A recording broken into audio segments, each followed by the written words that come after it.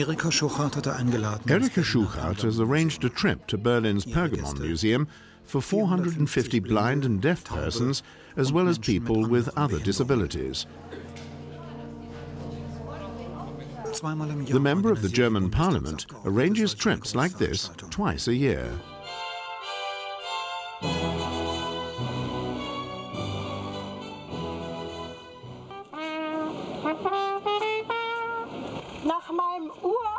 In accordance with my age-old principle, everyone knows what's best for himself, each of us has the freedom to get together with whomever they'd like and discover Berlin, the politics and the culture, for a whole day.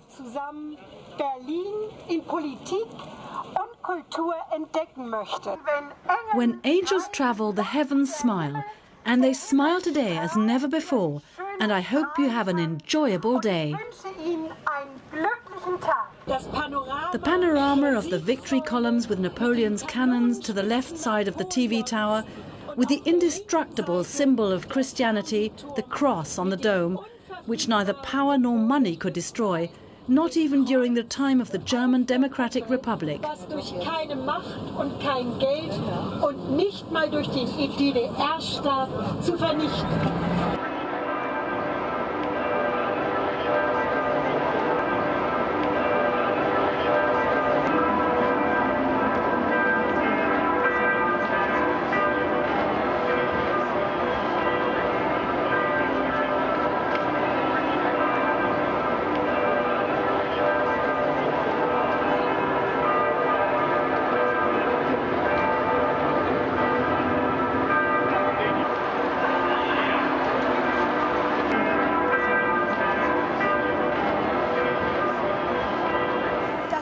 This is definitely a first. 800 from just one region. I remember that the Huguenots once invaded this place. The idea is to create a sense of togetherness, to build bridges between those with disabilities and the able-bodied. That is the aim of this culture parade, as Erika calls it. She lost a sister in an accident, and she now tries to help those who have difficulties in accepting their fate. People who cannot help asking, why should have this happened to me? Or what does this mean? And how can I carry on? She believes that the museum's treasures should be accessible to both disabled and non-disabled citizens alike, to create a sense of togetherness, to build bridges between those affected and those not affected. That is the purpose of this culture parade, as Erika Schuchardt calls this day. I believe that one can create something new with a great family of people like us who are travelling together, and I couldn't think of anything more wonderful than a large family on the steps of the Pergamon altar.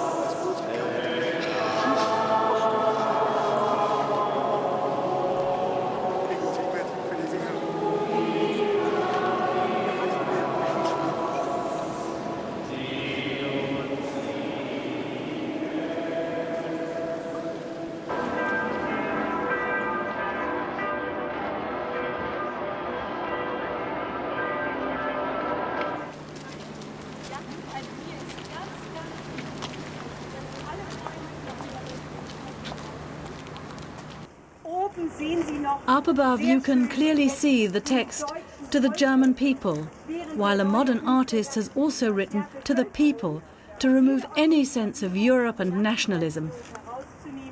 And I want to say to those who've just arrived, look at that dome, how the spirals rise higher and higher. Einen vernünftigen Notabstand hier wollen, ist mehr Flexibilität und mehr soziale Sicherheit, das ist unser grünes Konzept und ich glaube, damit machen wir auch viel für die zukünftige Entwicklung in der Bundesrepublik. In Ihrem Antrag gelesen habt, da haben Sie wahrscheinlich die neuesten Entwicklungen ja nicht mitbekommen.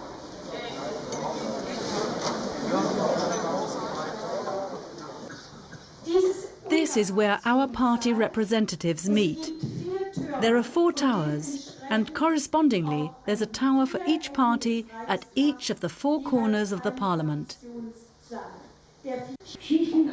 I know that there are terrorists everywhere, but why don't the Israelis just get up and protect themselves?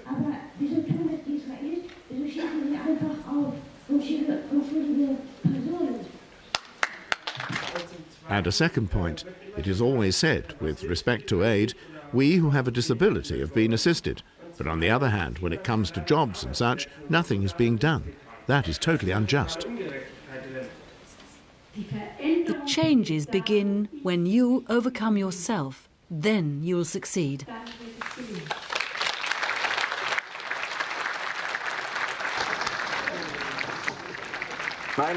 Ladies and gentlemen, boys and girls, citizens of Brunswick, a warm welcome. My name is Hans Christian Andersen. I have come to say hello. I'm Hans Christian Andersen. I've come to say hello. I bring you Copenhagen, Sophie, O Queen of the Sea. Once I sailed away.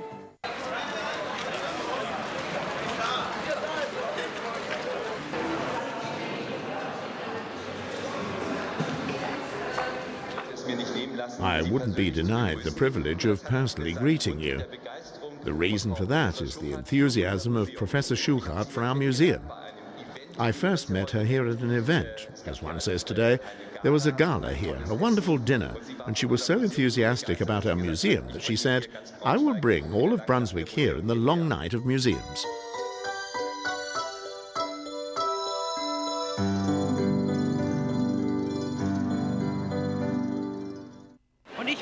And I have to say, no MP has ever done as much for Brunswick, for the ordinary people as you have. Thank you so much. Thank you, I try.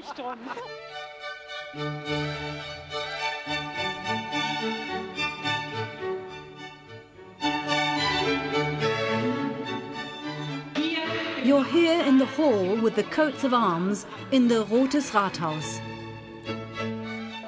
On the itinerary is a visit to the glass dome of the German Parliament.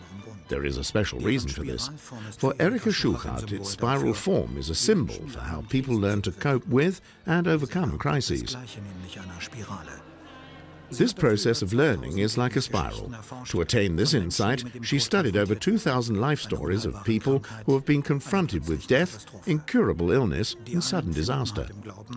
Some find solace in faith, others find sympathy in self-help groups. All search for explanations, but in the end, there are none. Power, suffering, meaning, a question without an answer. Learning to live with suffering is a challenge that many are unable to meet. Many are unable to empathize with the fate of others, to stand by those in need and to help them. For Erika Schuchardt, it is a painful process, but one that she does not shy away from.